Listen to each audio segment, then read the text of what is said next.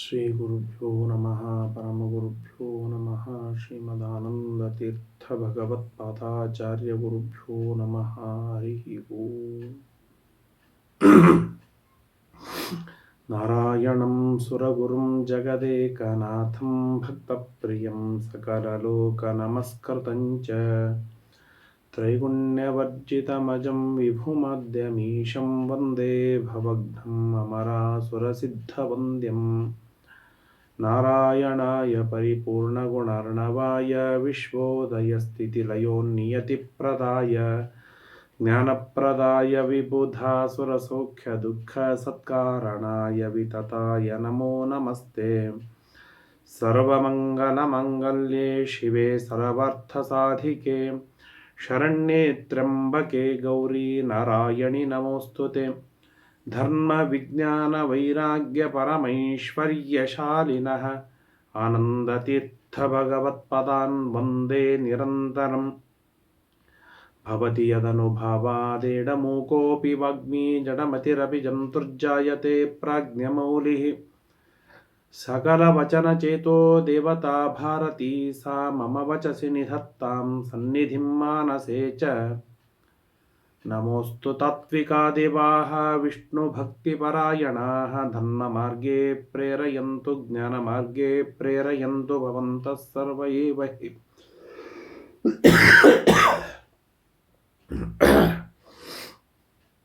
ಆನಂದತೀರ್ಥೋಪದಿಷ್ಟೋ ನಿಧಿರ್ನಾರಾಯಣಃ ವಯಃ ಪ್ರದರ್ಶಿತೋ ಯೇನ ಸಮ್ಯಕ್ ಜಯತೀರ್ಥಂ ತಮಾಶ್ರಯೇ. ನೌಮಿನ್ಯಾಯಸುಧಾದಿಕರ್ಜಯಮುನೀನ್ ಶ್ರೀಪಾದರಾಟ್ಸನ್ಮಣೀನ್ ವ್ಯಾಸಾರ್ಯಾನ್ ವಿವಿಧಾಗಮಾಬ್ಧಿವಿಹರಾನ್ ಶ್ರೀವಾದಿರಾಜಾನಪಿ. ವಂದೇ ಹಂಸಪರಾನ್ ರಘುತ್ತಮಗುರೂನ್ ವೈದಗ್ಧ್ಯಪರಾಂ ನಿಧೀನ್ ಶ್ರೀಸತ್ಯವ್ರತರಾಘವೇಂದ್ರಮುನಿಪಾನ್ ಸದ್ಬೋಧಸಧ್ಯಾನಪಾನ್. ತವ ಸಂಕೀರ್ತನಂ ವೇದಶಾಸ್ತ್ರಾರ್ಥಜ್ಞಾನಸಿದ್ಧಯೇ ವಿದ್ಯಾಪೀಠವಿಧಾತಾರಂ ವಿದ್ಯಾವಾರಿಧಿಚಂದಿರಂ. ವಿದ್ಯಾರ್ಥಿವತ್ಸಲಂ ವಂದೇ ಮಹಾಮಹಿಮಸದ್ಗುರುಂ ಪಾದಮೌಲಿಪರ್ಯಂతం ಗುರುಣಾಮಾಕೃತಿಂ ಸ್ಮರೇತ್. ತೇನ ವಿಘ್ನಾಃ ಪ್ರಣಶ್ಯಂತಿ ಸಿದ್ಧ್ಯಂತಿ ಚ ಮನೋರಥಾಃ. ಶ್ರೀ ಗುರುಭ್ಯೋ ನಮಃ.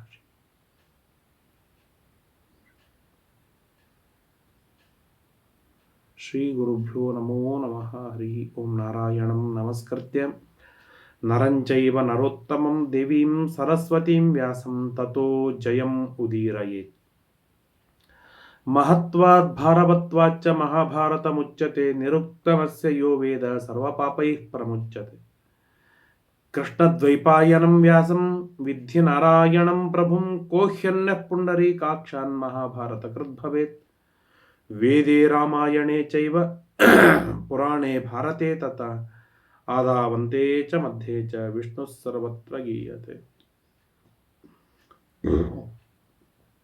ನಮೋ ಭಗವತೆ ತಸ್ಮೈ ವ್ಯಾಸಾಯಾಮಿತ ತೇಜಸೇ ಯಸ್ಯ ಪ್ರಸಾದಾದ್ ವಕ್ಷ್ಯಾಮಿ ನಾರಾಯಣ ಕಥಾಮಿಮಾಂ. ಸ್ವಸ್ತ್ಯಸ್ತು ಅಶೇಷ ಸನ್ಮಂಗಲಾನಿ. ಶ್ರೀಮನ್ ಮಹಾಭಾರತದ ವನಪರ್ವದಲ್ಲಿ ಬಹಳ ಅರ್ಥಗರ್ಭಿತವಾದ ದ್ರೌಪದಿ ಹಾಗೂ ಧರ್ಮರಾಜರ ದಿವ್ಯವಾದ ಸಂವಾದ ನಡೀತಾ ಇದೆ.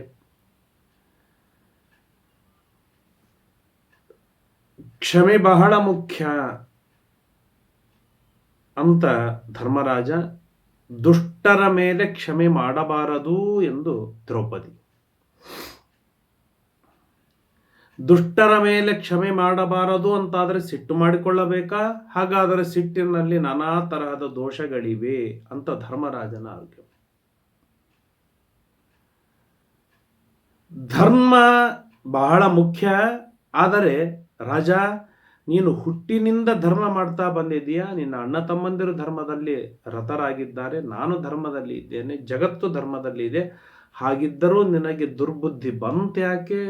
ಹಾಗಾದರೆ ಧರ್ಮಕ್ಕಿಂತಲೂ ಮೀರಿದ್ದೊಂದು ಇದೆ ಅಂತ ದ್ರೌಪದಿ ಆರ್ಗ್ಯುಮೆಂಟ್ ಮಾಡಿ. ಧರ್ಮ ಏನು ಉಪಯೋಗ ಇಲ್ಲ, ಹಾಗೆ ನೀನು ಧರ್ಮ ಮಾಡ್ತಾ ಇದ್ದೆ, ಏನು ಫಲ ಸಿಕ್ತು ನಿನಗೆ? ಮಾಡಿದ ಧರ್ಮದಿಂದ ಫಲ ಏನು ಸಿಕ್ತು ನಿನಗೆ? ಎಷ್ಟು ಧರ್ಮವನ್ನು ಮಾಡ್ತಾ ಇದ್ದೀಯ? 100 ಯಜ್ಞಯಾಗಗಳನ್ನು ಮಾಡಿದೆಯಾ, ಬ್ರಾಹ್ಮಣರ ಉಂಡಾದ ಮೇಲೇನೆ ಊಟ ಮಾಡಿದೆಯಾ, ಲಕ್ಷಾವಧಿ ಬ್ರಾಹ್ಮಣರಿಗೆ ಭೋಜನಕ್ಕೆ ಹಾಕಿದೆಯಾ, ಜೀವನದೊಳಗೆ ಕನಸಿನೊಳಗೂ ಕೂಡ ಅಧರ್ಮವನ್ನು ನಿನ್ನ ಕಣ್ಣಿನಿಂದ ಮನಸ್ಸಿನಿಂದ ವಿಚಾರ ಮಾಡಿದವನಲ್ಲ, ಕಣ್ಣಿನಿಂದ ನೋಡಿಲ್ಲ, ಕಿವಿಯಾರ ಕೇಳಿಯೇ ಇಲ್ಲ. ಅಷ್ಟು ಶುದ್ಧವಾಗಿ ಧರ್ಮ ಮಾರ್ಗದಲ್ಲೇ ನಡೆದು ಬಂದ ನಿನಗೆ ಅಧರ್ಮದೊಳಗೆ ಬುದ್ಧಿ ಬಂತು ಹೇಗೆ? ಅಂದ ಮೇಲೆ ಧರ್ಮ ಏನೂ ಉಪಯೋಗವಿಲ್ಲ, ಧರ್ಮಕ್ಕೂ ಮೀರಿದ್ದು ಒಂದು ಶಕ್ತಿ ಇದೆ ಅಂತ ನಿನ್ನೆಯ ದಿನ ದ್ರೌಪದಿ ತಾನು ಗಟ್ಟಿಯಾಗಿ ಆರ್ಗ್ಯುಮೆಂಟ್ ಮಾಡಿ.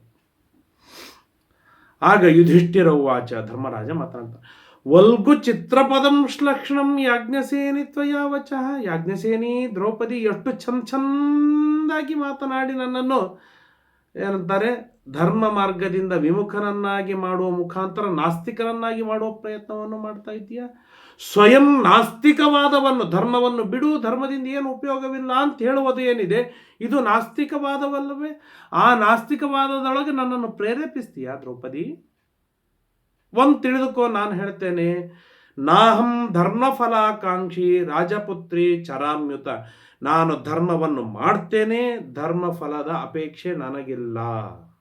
ಗಟ್ಟಿಯಾಗಿ ತಿಳಿದುಕೋ. ಎಷ್ಟು ಅದ್ಭುತವಾಗಿರ್ತಕ್ಕಂಥ ಧರ್ಮರಾಜನ ಕಾನ್ಫಿಡೆಂಟು, ಧರ್ಮರಾಜನ ಆರ್ಗ್ಯುಮೆಂಟ್, ಇದೆಲ್ಲವನ್ನು ಕೊನೆಗೆ ನಿರ್ಣಯಿಸಿ ಶ್ರೀಮದ್ ಆಚಾರ್ಯ ನಮ್ಮ ಕೊನೆ ಭಾಗದೊಳಗೆ ನಿರ್ಣಯಿಸಿ ಕೊಡ್ತಾರೆ. ಆಗೆಲ್ಲವನ್ನು ತಿಳಿದುಕೊಳ್ಳೋಣ, ಸ್ಪಷ್ಟವಾಗತ್ತೆ. ಆದರೆ ಧರ್ಮರಾಜನ ದಾರ್ಢ್ಯತೆ ಎಷ್ಟು ಅದ್ಭುತವಾದದ್ದು ಅಂತಂದರೆ, ಚರಾಮಿ, ಧರ್ಮಗಳನ್ನು ನಾನು ಮಾಡ್ತೇನೆ, ಆದರೆ ಧರ್ಮ ಫಲಾಕಾಂಕ್ಷಿ ನಾನಲ್ಲ. ದದಾಮಿ ಧ್ಯೇಯಮಿತ್ಯೇವ ಯಜೆ ಯಷ್ಟವ್ಯಮಿತ್ಯುತ. ಯಾಗ ಮಾಡು ಅಂತ ಹೇಳಿದ್ದಾರೆ ಶಾಸ್ತ್ರ, ಧರ್ಮ ಮಾಡು ಅಂತ ಹೇಳಿದೆ, ಯಾಗ ಮಾಡ್ತೇನೆ. ದಾನ ಮಾಡು ಅಂತ ಹೇಳಿದೆ, ಅದರಿಂದಾಗಿ ದಾನ ಮಾಡ್ತೇನೆ. ಹಾಗಾದರೆ ಈ ಯಾಗದ ಫಲವೇನು? ಈ ಯಾಗದ ಫಲಕ್ಕೆ ಅವರೇನೂ ಪಡೆದಿಲ್ಲ ಅಂದಮೇಲೆ ನಾನು ಈ ಯಾಗವನ್ನು ಮಾಡೋದು ನನಗೇನು ಫಲ ಬಂದೀತು? ದಾನ ಮಾಡುವವನು ಮಾಡ್ತಾ ಇದ್ದಾನೆ, ಅವನಿಗೇನು ಅಭಿವೃದ್ಧಿ ಆಗಿಲ್ಲ ಅಂದಮೇಲೆ ನಾನ್ಯಾಕೆ ದಾನ ಮಾಡಲಿ? ಹಾಗಾದರೆ ಈ 10 ರೂಪಾಯಿ ಎತ್ತಿ ದಾನ ಕೊಡುವುದರಿಂದ ನನಗೆಷ್ಟು ಲಾಭವಿದೆ? ಇದ್ಯಾವುದನ್ನು ನಾನು ವಿಚಾರವನ್ನು ಮಾಡುವುದಿಲ್ಲ. ಅಸ್ತು ಮಾತ್ರ ಫಲಂ ಮಾವ ಕರ್ತವ್ಯಂ ಪುರುಷೇಣ ಯತ. ಫಲವಿರಲಿ ಇಲ್ಲದೇ ಇರಲಿ, ಪುರುಷ ಯಜ್ಞ ದಾನ ತಪಸ್ಸು ಇವುಗಳನ್ನು ಮಾಡಬೇಕು ಅಂತ ಕೃಷ್ಣ ಗೀತೆಯಲ್ಲಿ ಹೇಳಿದ್ದಾನೆ. ಶಾಸ್ತ್ರ ಘಂಟಾ ಘೋಷವಾಗಿ ಹೇಳ್ತಾ ಇದೆ. ಅಂದ ಮೇಲೆ ನಾನು ಪುರುಷನಾಗಿದ್ದೇನೆ, ನಾನು ಈ ಧರ್ಮಗಳನ್ನು ಯಜ್ಞ ದಾನ ತಪ ರೂಪವಾದ ಧರ್ಮಗಳನ್ನು ನಾನು ಮಾಡುವವನೇ, ಫಲ ನನಗೆ ಬೇಕಾಗಿಲ್ಲ. ಗೃಹೇ ನಿವಸತ ಕೃಷ್ಣೆ ಯಥಾಶಕ್ತಿ ಕರೋಮಿ ತತ್. ನಾನು ಗೃಹಸ್ಥನಾಗಿ ಇರುವವರೆಗೂ ಕೂಡ ನನ್ನ ಶಕ್ತಿ ಮೀರಿ ನಾನು ಧರ್ಮಗಳನ್ನು ನಾನು ಮಾಡ್ತೇನೆ. ಇದು ಧರ್ಮರಾಜನ ಧರ್ಮದಲ್ಲಿಯ ದಾರ್ಢ್ಯತೆ, ಧರ್ಮದಲ್ಲಿಯ ವಿಶ್ವಾಸ, ಧರ್ಮದಲ್ಲಿಯ ತಾದಾತ್ಮ್ಯ. ಬಹಳ ಮಾತುಗಳನ್ನು ಹೇಳ್ತಾನೆ. ಧರ್ಮಂ ಚರಾಮಿ ಸುಶ್ರೋಣಿ ನ ಧರ್ಮ ಫಲ ಕಾರಣಾತ್. ಇಷ್ಟೆಲ್ಲ ನಾನು ಧರ್ಮವನ್ನು ಮಾಡ್ತೇನೆ ಯಥಾಶಕ್ತಿ ಅಂತಂದ್ರೆ ಯಾಕೆ ಹೇಳ್ತೇನೆ ಅಂದರೆ, ಧರ್ಮ ಫಲ ಕಾರಣ, ಧರ್ಮ ಫಲ ಬರುತ್ತೆ, ಭಾರೀ ಧರ್ಮದಿಂದ ಫಲಗಳು ಸಿಗತ್ತೆ ಅನ್ನುವುದಕ್ಕಾಗಿ ಅಲ್ಲ, ನಾನು ಮಾಡ್ತೇನೆ. ಯಾಕೆ? ಧರ್ಮೇ ಏವ ಮನಃ ಕೃಷ್ಣೆ ಸ್ವಭಾವಾಚ್ಚೈವ ಮೇ ಧೃತಂ. ಧರ್ಮದ ವಿಷಯದೊಳಗೆ ನನ್ನ ಮನಸ್ಸು ಸ್ವಾಭಾವಿಕವಾಗಿ ಸ್ಥಿರವಾಗಿ ನಿಂತು ಬಿಟ್ಟಿದೆ. ಸ್ವಾಭಾವಿಕವಾಗಿ ಸ್ಥಿರವಾಗಿ ನಿಂತಿದೆ ಅಂದರೆ ನನ್ನ ಸ್ವಭಾವವೇನಾಗಿದೆ? ಧರ್ಮ ಸ್ವಭಾವವೇ ಆಗಿದೆ. ಆದ್ದರಿಂದಾಗಿ ನಾನು ಏನು ಮಾಡಿದರೂ ಧರ್ಮವಾಗತ್ತೆ. ನಾನು ಏನು ಮಾಡ್ತೇನೆ ಅದು ಧರ್ಮವನ್ನೇ ಮಾಡಿರ್ತೇನೆ. ಇದರಲ್ಲಿ ಫಲಗಳ ಆಸ್ಪದವೇ ಇಲ್ಲ, ಪ್ರಸಂಗವೇ ಇಲ್ಲ, ಹೋಗಾಚೆ ಅಂತ ಹೇಳ್ಬಿಟ್ಟು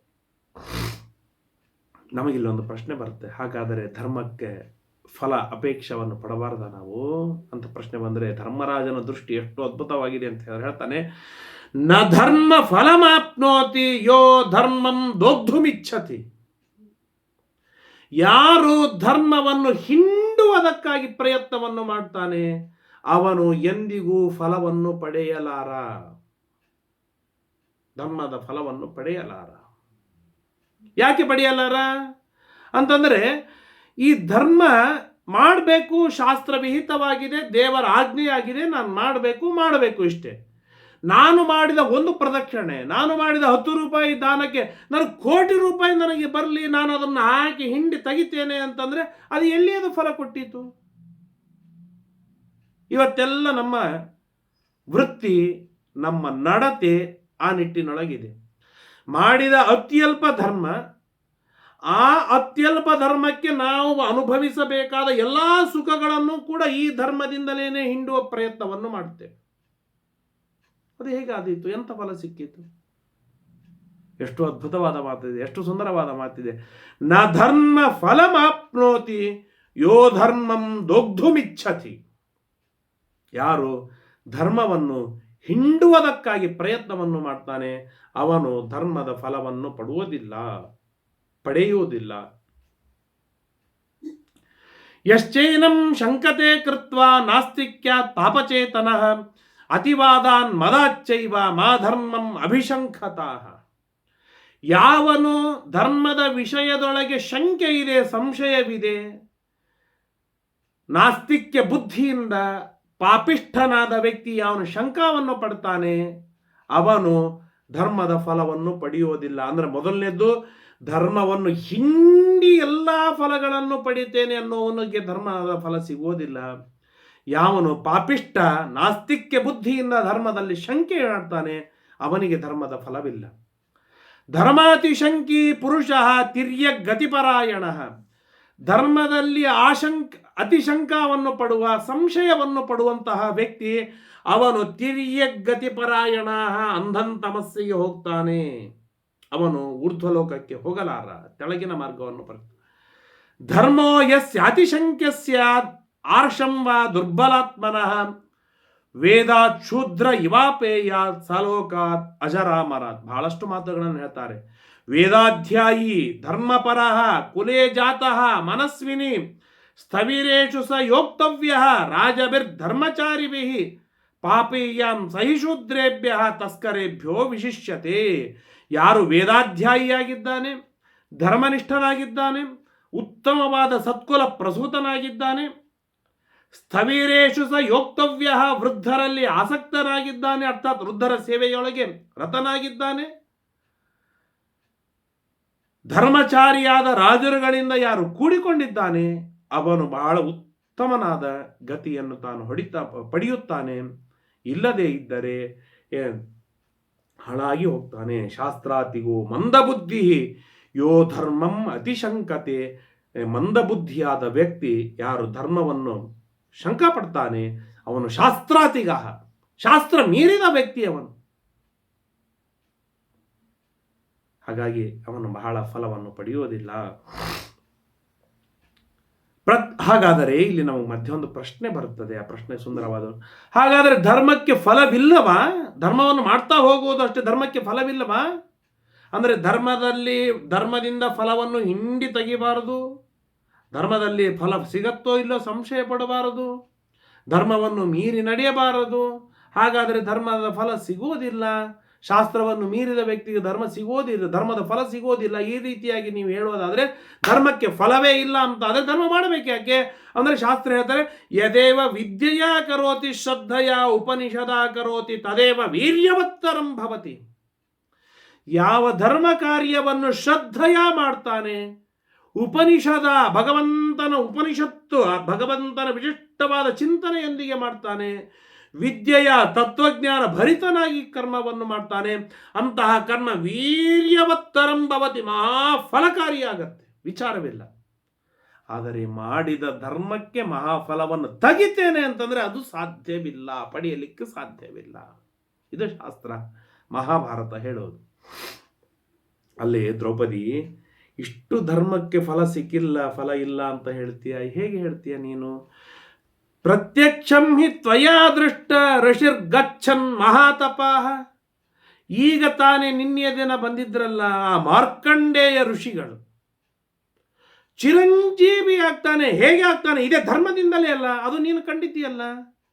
ಮಾರ್ಕಂಡೇಯೋ ಅಪ್ರಮೇಯಾತ್ಮ ಧರ್ಮೇಣ ಚಿರಜೀವಿನ, ಧರ್ಮದಿಂದಲೇನೆ ಚಿರಜೀವಿಯಾಗಿದ್ದಲ್ವೇ. ವ್ಯಾಸಃ ವಸಿಷ್ಠಃ ಮೈತ್ರೇಯಃ ನಾರದೋ ಲೋಮಶಃ ಶುಕಃ ಅನ್ಯೇ ಚ ಋಷಯಃ ಸರ್ವೇ ಧರ್ಮೇಣೈವ ಸುಚೇತಸಃ.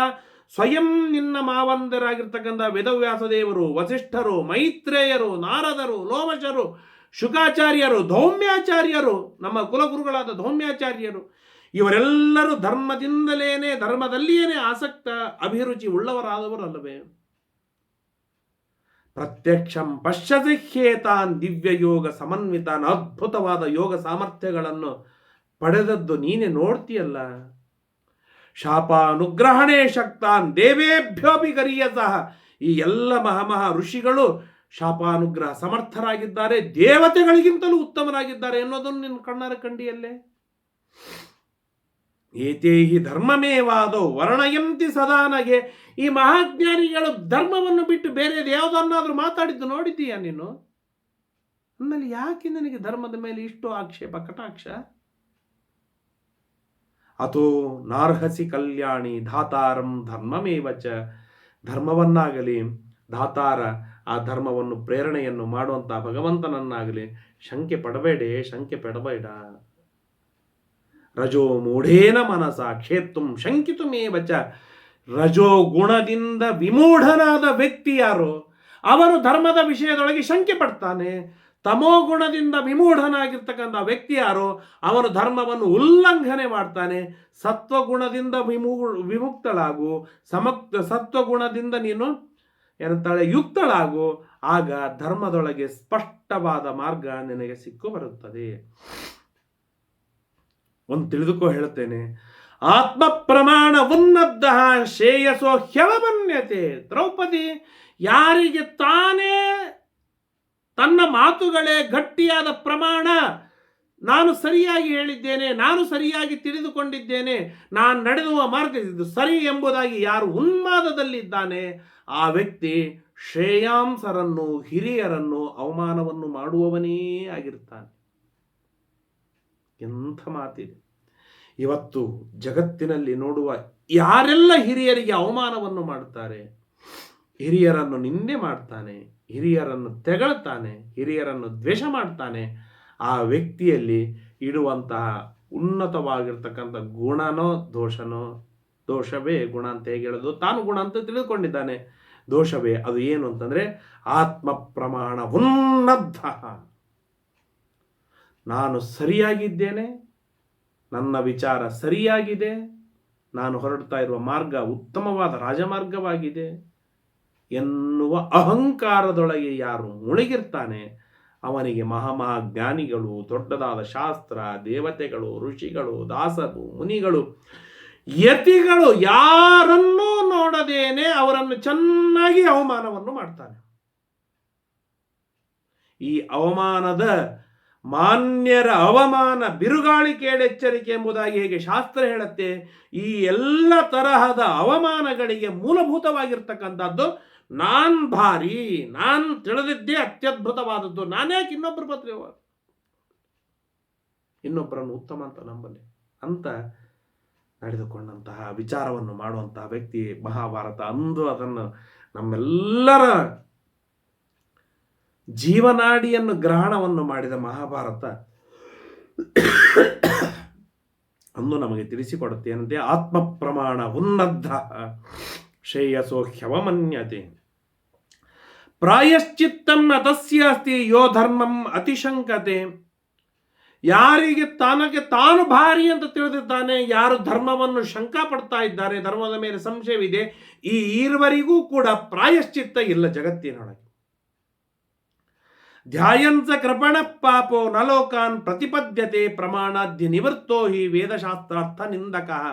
ಅವನು ಎಲ್ಲ ಪ್ರಮಾಣಗಳಿಂದ ನಿವೃತ್ತನಾಗಿ ವೇದಶಾಸ್ತ್ರಾರ್ಥ ನಿಂದಕನಾಗಿ, ವೇದಶಾಸ್ತ್ರ ಪ್ರತಿಪಾದಕರಾದ ಗುರು ಹಿರಿಯರನ್ನು ತೆಗಳುವವನಾಗಿ, ಕಾಮ ಲೋಭಾನುಗೋ ಮೂಢ ನರಕಂ ಪ್ರತಿಪದ್ಯತೆ, ಕಾಮ ಲೋಭಗಳಲ್ಲಿ ಆಸಕ್ತನಾಗಿ ನರಕವನ್ನೇ ಹೊಂತಾನೆ ಹೊರತು ಬೇರೆ ಇನ್ನೇನೂ ಸಾಧ್ಯವಿಲ್ಲ.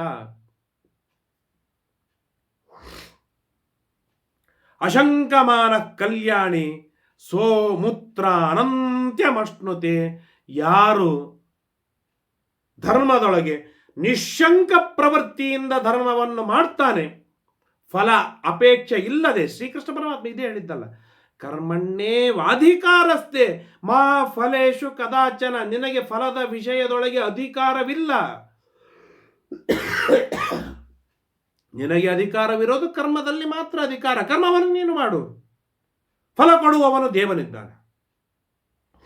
ಆ ಮಾತನ್ನೇ ಮಹಾಭಾರತ ಧರ್ಮರಾಜನ ವಿಷಯದೊಳಗೆ ಸ್ಪಷ್ಟವಾಗಿ ತಿಳಿಸಿಕೊಡುತ್ತದೆ. ಅಶಂಕಮಾನ ಕಲ್ಯಾಣಿ ಸೋ ಅಮುತ್ರ ಆನಂತ್ಯಮಶ್ನುತೆ. ಧರ್ಮದೊಳಗೆ ನಿಶ್ಶಂಕ ಪ್ರವೃತ್ತಿಯಿಂದ ಫಲ ಅಪೇಕ್ಷೆ ಇಲ್ಲದೆ ಧರ್ಮದೊಳಗೆ ಯಾರು ಆಸಕ್ತರಾಗ್ತಾರೆ, ಇಲ್ಲಾಗಲಿ ಪರದಲ್ಲೇ ಆಗಲಿ ಅನಂತವಾದ ಫಲವನ್ನು ಅವನು ಪಡೀತಾನೆ. ನಿನಗೆ ಗೊತ್ತಿಲ್ವಾ, ಆರ್ಷಂ ಪ್ರಮಾಣ ಮುತ್ಕ್ರಾಮ್ಯ ಧರ್ಮನ್ನ ಪ್ರತಿಪಾಲಯನ್ ಸರ್ವಶಾಸ್ತ್ರಾತಿಗೋ ಮೂಢ ಶಂ ಜನ್ಮಸು ನ ವಿದ್ಯತೆ.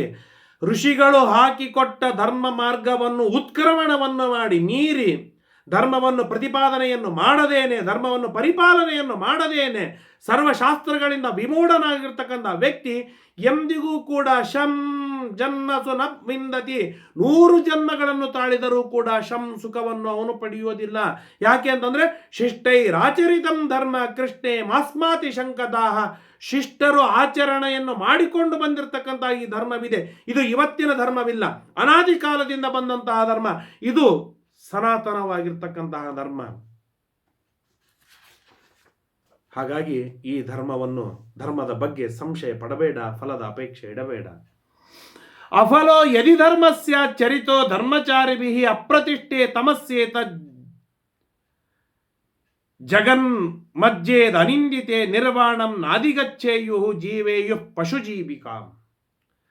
ಅಫಲೋ ಯದಿ ಧರ್ಮಸ್ಯ, ಧರ್ಮದ ಫಲ ಇದು ಅಫಲವಾಗಿದೆ, ನಿಷ್ಫಲವಾಗಿದೆ ಅಂತ ಹೇಳುವುದಾದರೆ, ಆದರೆ ಧರ್ಮಚಾರಿಗಳು ಏನು ಧರ್ಮವನ್ನು ಆಚರಣೆಯನ್ನು ಮಾಡಿದ್ದಾರೆ, ಅವರು ಎಂದಿಗೂ ಕೂಡ ಒಳ್ಳೆಯದನ್ನು ಪಡೆಯಲೇಬಾರದಾಗಿತ್ತಲ್ವ?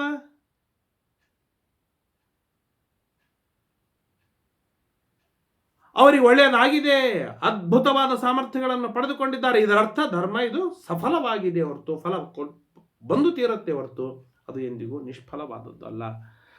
ತಪಶ್ಚ ಬ್ರಹ್ಮಚರ್ಯಂಚ ಯಜ್ಞ ಸ್ವಾಧ್ಯಾಯ ಏವಚ ದಾನಂ ಆರ್ಜವಮೇತಾನಿ ಯದಿಸ್ಯುರಫಲಾನಿ ವೈ.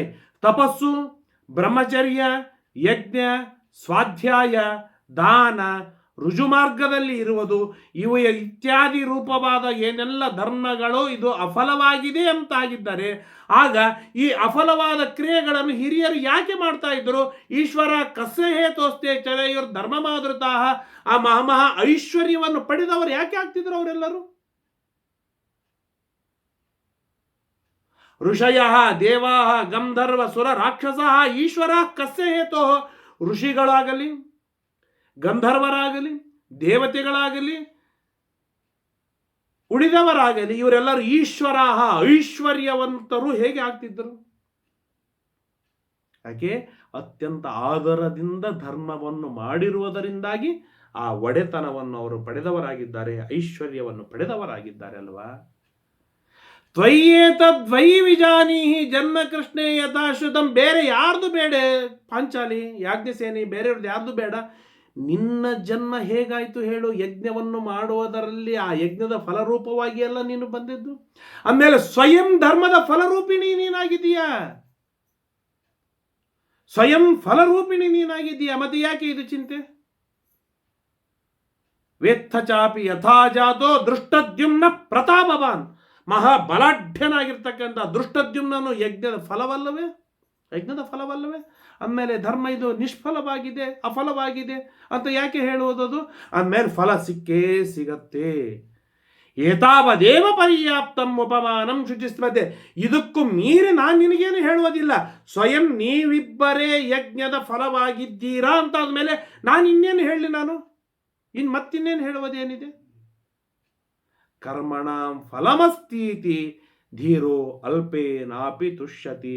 ಕರ್ಮಕ್ಕೆ ಫಲ ಇದ್ದೇ ಇದೆ. ಯಾರು ಧೀರ ತತ್ವಜ್ಞಾನಿಯಾಗಿದ್ದಾನೆ ಅವನು ಅಲ್ಪೇನಾಪಿ ತುಷ್ಯತಿ, ಆ ಅಲ್ಪ ಫಲದಲ್ಲೂ ಕೂಡ ಸಂತುಷ್ಟನಾಗಿರ್ತಾನೆ. ಇದೇ ನಮ್ಮ ಹಿರಿಯರನ್ನು ನಾವು ಕಾಣ್ತಿದ್ವಿ. ಮನೆಯಲ್ಲಿ ಏನು ತಿನ್ಲಿಕ್ಕೆ ಇರ್ತಿದ್ದಿಲ್ಲ, ಚಟ್ನಿ ಭಕ್ರಿ, ಅದರೊಳಗೆ ಸಂತುಷ್ಟರಾಗಿದ್ದರು. ಇವತ್ತು ಮೊಬೈಲ್ ತುಂಬ ಕ್ಯಾಶ್ ಇದೆ, ಆರ್ಡರ್ ಮಾಡಿದ್ರೆ ಬೇಕಾದ್ದು ಬರುತ್ತೆ, ತಿಂತಾನೆ ಉಣ್ತಾನೆ, ಆದರೆ ಸಂತೋಷ ಅನ್ನೋದಿಲ್ಲ. ಯಾಕೆ? ಧೀರನಲ್ಲದೆ ಇರೋದರಿಂದ. ಧ್ಯಾಯತೀತಿ ಧೀರ, ದೇವರ ಧ್ಯಾನ. 24 ಗಾಯತ್ರಿ ಜಪವನ್ನು ಮಾಡುವ ಮುಖಾಂತರ ದೇವರ ಧ್ಯಾನವನ್ನು ಮಾಡುವ ಕೌಶಲವನ್ನು ಕಳೆದುಕೊಂಡ ವ್ಯಕ್ತಿ ತಾನು ಎಂಡಸ್ ಆಗಿ ಪಡೆದರೂ ಕೂಡ ಅದರಿಂದ ಸಂತೋಷವನ್ನು ತಾನು ಪಡೆಯಲಾರ, ತೃಪ್ತಿಯನ್ನು ಪಡೆಯಲಾರ. ಭಾರೀ ವಿಚಿತ್ರವಾಗಿರುವಂತಹದ್ದು.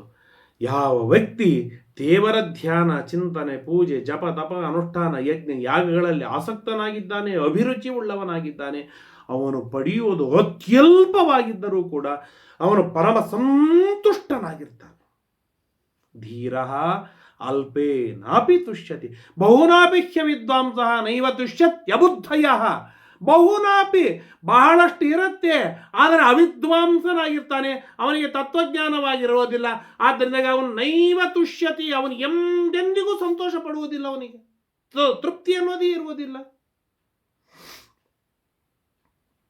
ತೇಷಾಂನ ಧರ್ಮಜಂ ಕಿಂಚಿತ್ ಪ್ರೇತ್ಯ ಕರ್ಮಾಸ್ತಿ ಶರ್ಮವ ಕರ್ಮಣ ಮತ ಪುಣ್ಯಾನಾಂ ಪಾಪಾನಾಂಚ ಫಲೋದಯ ಪ್ರಭವಶ್ಚ ಅಪ್ಯಯಶ್ಚೈವ ದೇವಗುಹ್ಯಾನಿ ಭಾಮಿನಿ. ದ್ರೌಪದಿ, ಹುಟ್ಟಾಗಲಿ ಸಾವಾಗಲಿ ಇದು ಯಾವುದು ನಮ್ಮ ಕೈಯಲ್ಲಿಲ್ಲ, ಇದು ದೇವತೆಗಳ ಗುಹ್ಯ, ಅದು ದೇವತೆಗಳಲ್ಲಿದೆ. ಹಾಗಾಗಿ ನಮಗೆ ಇವತ್ತೇನೋ ಸಿಕ್ಕಿದೆ,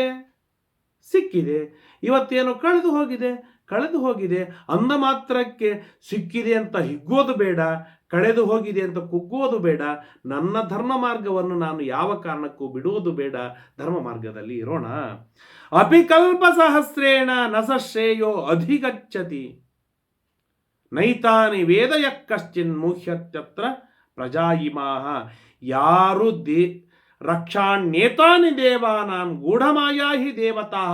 ಯಾರು ಧರ್ಮವನ್ನು ಮಾಡುವವರಿದ್ದಾರೆ ಅವರನ್ನು ರಕ್ಷಣೆಯನ್ನು ಮಾಡಿ ತೀರ್ತಾರೆ ದೇವತೆಗಳು. ಹೇಗೆ ರಕ್ಷಣೆಯನ್ನು ಮಾಡ್ತಾರೆ, ಅದು ಅವರಿಗೆ ಬಿಟ್ಟಿದ್ದ ದೇವಗುಹ್ಯ.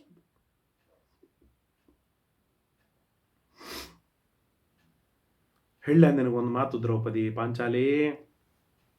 ಕೃಶಾಂಗಾಹ ಸೂರತಾಶ್ಚೈವ ತಪಸ ದಗ್ಧ ಕಿಲ್ಬಿಷಾಃ ಪ್ರಸನ್ನೈರ್ ಮಾನಸೈರ್ಯುಕ್ತಾಃ ಪಶ್ಯಂತೇತಾನಿ ವೈ ದ್ವಿಜಾಃ. ತಪಸ್ಸು ಮಾಡಿ ಮಾಡಿ ಮಾಡಿ ಕೃಶರಾಗಿರ್ತಾರೆ, ಬಡಕಲಾಗಿರ್ತಾರೆ, ದರಿದ್ರರಾಗಿರ್ತಾರೆ, ಹರಿದ ಬಟ್ಟೆಗಳನ್ನು ಉಟ್ಟುಕೊಂಡಿರ್ತಾರೆ. ಆದರೆ ಅದೇ ತಪಸ್ಸಿನಿಂದ ಎಲ್ಲ ಪಾಪಗಳನ್ನು ಕಳೆದುಕೊಂಡವರಾಗಿರ್ತಾರೆ, ಮನಸ್ಸಿನಿಂದ ಪ್ರಸನ್ನರಾಗಿರ್ತಾರೆ. ಅವರ ಮುಖಚಹರೆ ಮೇಲೆ ಸಂಶಯ, ಟೆನ್ಷನ್, ದುಗುಡ, ಚಿಂತೆ ಯಾವುದೂ ಇರುವುದಿಲ್ಲ. ಪ್ರಸನ್ನ ವದನರಾಗಿರ್ತಾರೆ. ಯಾಕೆ ಅಂತಂದ್ರೆ ತಪಸ್ಸಿನಲ್ಲಿ, ಧರ್ಮಾಚರಣೆಯಲ್ಲಿ ಆಸಕ್ತರಾಗಿದ್ದಾರೆ. ಅಷ್ಟೋ ಕಾರಣಕ್ಕಾಗಿ ಅವರೇನು ತಿಂದುಂಡು ಟೊಣ್ಣೆ ಆಗಿರುವುದಿಲ್ಲ, ಬಡಕಲಾಗಿರ್ತಾರೆ. ಆದರೆ ಮಾನಸಿಕವಾಗಿ ಪ್ರಫುಲ್ಲತೆಯಿಂದ ಯುಕ್ತರಾದವರಾಗಿ, ಹೊಟ್ಟೆ ತುಂಬಿದವರ ಹಾಗೆ ಇರ್ತಾರೆ, ಆಕ್ಟಿವ್ ಆಗಿ ಇರ್ತಾರೆ. ಆದ್ದರಿಂದಾಗಿ ಎಷ್ಟವ್ಯಂಚ ನ ಫಲದರ್ಶನ ಧರ್ಮ ಶಂಕಿತವ್ಯೋ ನ ದೇವತಾ. ನಮಗೆ ಫಲ ಸಿಕ್ಕಿಲ್ಲ ಎನ್ನುವ ಕಾರಣಕ್ಕಾಗಿ ಧರ್ಮವನ್ನಾಗಲಿ ದೇವತೆಗಳನ್ನಾಗಲಿ ಸಂಶಯ ಪಡೋದ್ರೊಳಗೆ ಅರ್ಥವಿಲ್ಲ. ಎಷ್ಟವ್ಯಂಚ ಪ್ರಯತ್ನೇನ, ಎಷ್ಟು ಸಾಧ್ಯವಿದೆ ಅಷ್ಟು ಧರ್ಮವನ್ನು ಮಾಡಲೇಬೇಕು. ದಾತವ್ಯಂಚ ಅನುಸೂಯತ, ಅಸೂಯೆ ಇಲ್ಲದೇನೆ ಎಷ್ಟೆಲ್ಲ ಸಾಧ್ಯವಿದೆ ಅಷ್ಟು ದಾನವಾಗಿ ಕೊಡಲಿಕ್ಕೆ ಬೇಕು.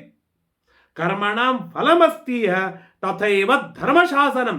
ಕರ್ಮಕ್ಕೆ ಫಲ ಇದ್ದೇ ಇದೆ, ಇದೇ ಧರ್ಮದ ಶಾಸನವಾಗಿದೆ, ಇದೇ ಸ್ವಯಂ ಬ್ರಹ್ಮ ವೇದ ಋಷಿಗಳಿಗೆ ಉಪದೇಶವನ್ನು ಮಾಡಿದೆ. ಆದ್ದರಿಂದಾಗಿ ಧರ್ಮದ ಬಗ್ಗೆ ನೀನು ಸಂಶಯವನ್ನು ಪಡಬೇಡ. ಧರ್ಮ ಇದು ಫಲಕಾರಿಯಾಗಿದೆ. ಆದ್ದರಿಂದಾಗಿ ನೀನು ಏನಂತಾರೆ, ನಾಸ್ತಿಕ್ಯವಾದವನ್ನು ಚಂದಾಗಿ ಹೇಳಿ ನನ್ನನ್ನು ನಾಸ್ತಿಕರನ್ನಾಗಿ ಮಾಡುವ ಪ್ರಯತ್ನವನ್ನು ಮಾಡಬೇಡ. ನಾನು ಮಾಡುವ ಧರ್ಮ ಇದರಲ್ಲಿ ನಾನು ಆಸಕ್ತನಾಗಿದ್ದೇನೆ, ಅಭಿರುಚಿಯುಳ್ಳವನಾಗಿದ್ದಾನೆ. ಇದೇ ಧರ್ಮದಿಂದಲೇ ಕೋಟ್ಯಾವಧಿ ಜನ ಫಲವನ್ನು ಪಡೆದಿದ್ದಾರೆ. ನಾನೇನು ಪಡೆದಿದ್ದೇನೆ ಅದರೊಳಗೆ ತೃಪ್ತನಾಗಿದ್ದೇನೆ. ಮುಂದೇನು ಪಡೆಯೋನಿದ್ದೇನೆ, ಅನಂತವಾದ ಫಲವನ್ನು ಪಡೆಯುವವನಿದ್ದೇನೆ. ಆದ್ದರಿಂದಾಗಿ ನನಗೆ ಧರ್ಮ ಮಾರ್ಗದಿಂದ ಡಿಸ್ಟರ್ಬ್ ಮಾಡುವ ಯಾವ ಪ್ರಯತ್ನವನ್ನು ದ್ರೌಪದಿ ನೀನು ಮಾಡಬೇಡ, ಅದರೊಳಗೆ ನೀನು ವಿಫಲಳಾಗ್ತೀಯೇ ಹೊರತು ಸಫಲಳು ಆಗುವುದಿಲ್ಲ ಅಂತ ಧರ್ಮರಾಜ ಧರ್ಮದ ವಿಷಯದೊಳಗೆ ತನ್ನ ಗಟ್ಟಿಯಾದ ಆರ್ಗ್ಯುಮೆಂಟ್ ತಾನು ಮಾಡಿದಾಗ ದ್ರೌಪದ್ಯುವಾಚ, ದ್ರೌಪದಿ ಮಾತನಾಡ್ತಾಳೆ, ನಾವಮನ್ಯೇ ನಗರ್ಹ್ಯೇಚ ಧರ್ಮ ಪಾರ್ಥ ಕಥಂಚನ ಈಶ್ವರಂ ಕುತಯೇ ಬಾಹಂ ಅವಮನ್ಸೆ ಪ್ರಜಾಪತಿಂ. ನಾನು ಯಾಕೆ ಧರ್ಮವನ್ನಾಗಲಿ ನಿಂದೆಯನ್ನು ಮಾಡಲಿ, ನಾನು ಈಶ್ವರನನ್ನಾಗಲಿ ಯಾಕೆ ನಿಂದೆಯನ್ನು ಮಾಡಲಿ? ನಾನು ಎಂದಿಗೂ ಧರ್ಮವನ್ನಾಗಲಿ